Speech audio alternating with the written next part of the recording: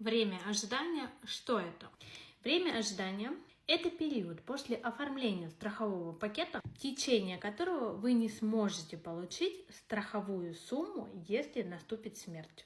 Это так называемый тестовый срок, так как страховая компания должна убедиться, что все оформлено верно и честно. Это абсолютно нормальный процесс и предусмотрен правилами.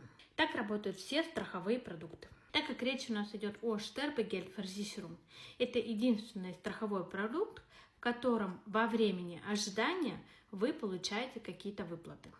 Если, скажем, смерть наступает во время ожидания, то вы имеете право на выплату тех денег, которые вы уже успели внести в этом сроке. По истечению времени ожидания вы получаете полную страховую сумму. Если все же остались вопросы, пишите их в комментарии под этим видео, либо сразу обращайтесь напрямую по телефону в шапке профиля.